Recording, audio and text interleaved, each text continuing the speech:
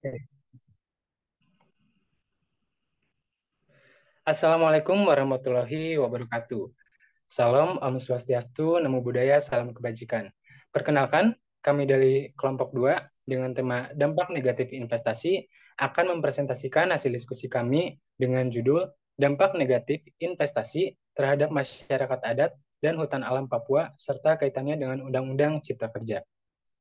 Sebelum lanjut pada materi, eh, kelompok 2 ini beranggotakan yaitu Nur Roshida Megah Hadiati, kemudian saya sendiri Sidik Maulana, kemudian ada Ahmad Hendra Wahyudi, Berta Amelia, Lina Imelda, Ayu Febrianti, dan juga Indah Vanessa. Presentasi kali ini berisikan yang pertama latar belakang, yang kedua dampak negatif investasi bagi negara, selanjutnya legal risk Undang-Undang Cipta Kerja terhadap kewenangan otonomi daerah, dan yang terakhir kesimpulan dan saran. Untuk materi selanjutnya akan dijelaskan oleh rekan saya. Silahkan. Terima kasih untuk waktunya. Yang pertama yakni terkait dengan latar belakang. Berhasilan suatu negara dapat ditentukan melalui pertumbuhan ekonominya. Adapun salah satu variabel yang sangat mempengaruhi dalam pergerakan ekonomi yakni adanya investasi. Negara berkembang hingga negara maju sekalipun juga berlomba-lomba untuk meningkatkan investasi di negaranya. Pada dasarnya, investasi diharapkan dapat memberikan banyak keuntungan bagi negara, namun pada kenyataannya adanya investasi kerap kali justru menimbulkan permasalahan di dalamnya. Hal ini juga dialami oleh masyarakat Papua, yang mana pemerintah gencar melakukan investasi di Papua yang justru dinilai merusak hutan alam di tanah Papua. Terlebih lagi setelah diundangkannya Undang-Undang Cipta Kerja, yang dinilai lebih condong melindungi kepentingan investasi dan justru mengesampingkan kesejahteraan masyarakat adat dan hutan alam Papua. Untuk pokok bahasan yang selanjutnya akan diteruskan oleh rekan saya. Terima kasih waktunya. Untuk selanjutnya dampak negatif dari investasi ada yang pertama yaitu kerusakan lingkungan. Semakin banyak perusahaan asing di Indonesia, maka akan semakin banyak pula produksi sampah yang dihasilkan. Limbah industri yang tidak diolah dengan baik dapat merusak lingkungan dan menyebabkan pencemaran seperti pencemaran sungai, tanah, bahkan pencemaran udara karena banyaknya limbah industri itu sendiri. Yang kedua ada terbengkalainya sektor pertanian karena penyerapan tenaga kerja di sektor industri semakin tinggi, mengakibatkan kegiatan di sektor penunjang industri semakin terbengkalai dan kekurangan tenaga kerja. Hal ini akan berdampak pula pada kurangnya cadangan pokok pangan dalam negeri. Selanjutnya akan dilanjutkan oleh rekan saya.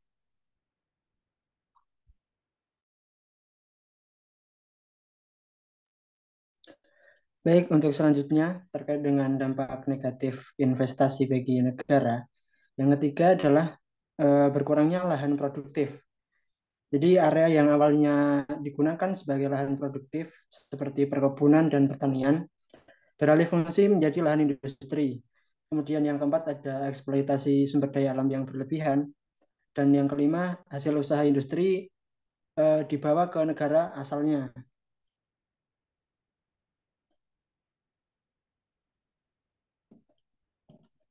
Kemudian legal risk Undang-Undang Cipta Kerja terhadap otonomi daerah dalam pengelolaan investasi. Diberlakukannya Undang-Undang Nomor 11 Tahun 2020 tentang Cipta Kerja banyak merubah peraturan-peraturan yang telah ada sebelumnya. Salah satu orientasi dari adanya undang-undang ini adalah untuk meningkatkan investasi secara serta memangkas perizinan yang dianggap terlalu rumit dan menyulitkan investor.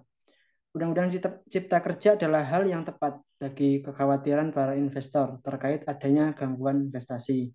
Kemudian juga lahirnya Undang-Undang Cipta Kerja ini merubah aturan dalam Undang-Undang Nomor 23 Tahun 2014 tentang pemerintah daerah terkait perizinan, di mana dalam undang-undang ini ditetapkan bahwa perizinan merupakan salah satu kewenangan pemerintah daerah yang bersifat konkuren. Untuk selanjutnya, saya persilakan. Baik, terima kasih sebelumnya. Selanjutnya yaitu mengenai perubahan norma ini berkaitan dengan hilangnya kewenangan daerah. dalam perizinan di bidang industri. Hal ini sangat menyimpang dengan konsep ekonomi daerah karena pada akhirnya perizinan di bidang industri beralih pada konsep sentralisasi, yaitu kembali lagi kepada pusat. Pasal 350 ayat 6 Undang-Undang Cipta Kerja nomor 11 tahun 2020 menyebutkan bahwa bagi kepala daerah yang tidak memberikan layanan perizinan berusaha dan penggunaan sistem perizinan berusaha terintegrasi secara elektronik akan dikenai sanksi administratif.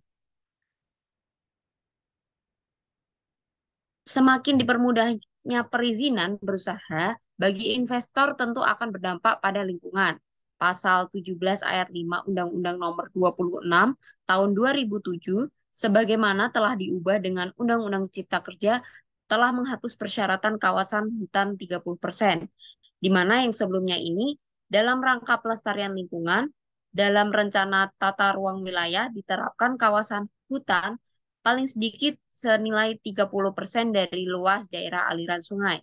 Sehingga setelah adanya perubahan yang diubah di dalam Undang-Undang Cipta Kerja menghasilkan dalam rangka pelestarian lingkungan pada rencana tata ruang wilayah diterapkan luas kawasan hutan dan penutupan hutan untuk setiap pulau, daerah aliran sungai, provinsi, kabupaten atau kota berdasarkan kondisi biogeofisik, iklim, penduduk, dan keadaan sosial ekonomi masyarakat setempat. Selanjutnya akan dijelaskan oleh rekan saya.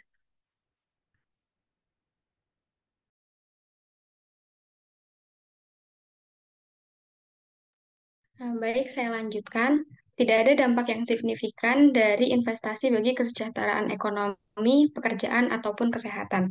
Investasi justru menyebabkan kerusakan hutan alam dan lingkungan, sehingga masyarakat kehilangan warisan budayanya.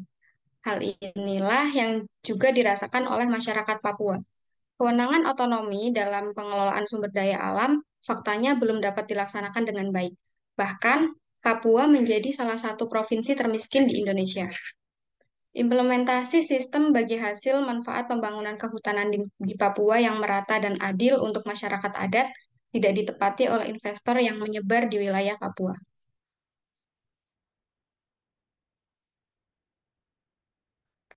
Dampak dari sistem hukum yang lemah terhadap investor yang tidak menepati kesepakatan akan berpengaruh terhadap penerimaan pajak kehutanan yang rendah.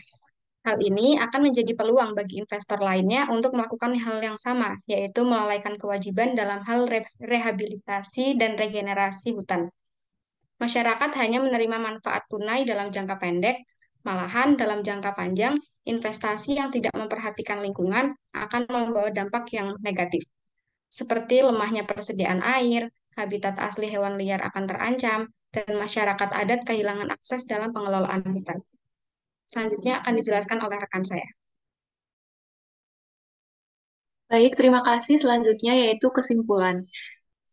Tujuan dari investasi adalah untuk memperoleh keuntungan. Namun faktanya dalam mewujudkan tujuan tersebut kerap kali menimbulkan dampak negatif seperti kerusakan lingkungan, terbengkalainya sektor pertanian, berkurangnya lahan produktif, dan eksploitasi sumber daya alam yang berlebihan. Apalagi dengan diberlakukannya Undang-Undang Cipta Kerja yang pada hakikatnya semakin memudahkan perizinan investor. Bahkan pengelolaan sumber daya alam yang tadinya menjadi kewenangan daerah pun saat ini telah mengalami sistem sentralisasi. Hal ini tidak terkecuali Papua yang seharusnya memiliki kewenangan otonomi untuk mengelola hutannya. Kemudian untuk saran, yang pertama yaitu dalam pelaksanaan investasi seharusnya melibatkan partisipasi masyarakat secara langsung agar masyarakat juga dapat merasakan manfaatnya. Yang kedua, pemerintah perlu memberikan jaminan perlindungan dan kesejahteraan masyarakat adat setempat sehingga kegiatan investasi tidak menimbulkan keresahan akan kerusakan lingkungan ataupun eksploitasi sumber daya alam yang berlebih di lingkungan tersebut. Kemudian yang ketiga atau yang terakhir, para investor juga hendaknya dapat menepati perjanjian bagi hasil secara adil dengan masyarakat adat sekitar agar kesejahteraan dapat tercapai. Baik, untuk selanjutnya saya kembalikan ke moderator. Terima kasih. Baik, terima kasih kepada rekan-rekan kelompok 2 yang telah menjelaskan materi tentang dampak negatif investasi terhadap negara. Dengan ini maka selesai sudah presentasi dari kelompok 2. Mohon maaf bila terdapat banyak kekurangan. Terima kasih atas perhatiannya. Wassalamualaikum warahmatullahi wabarakatuh.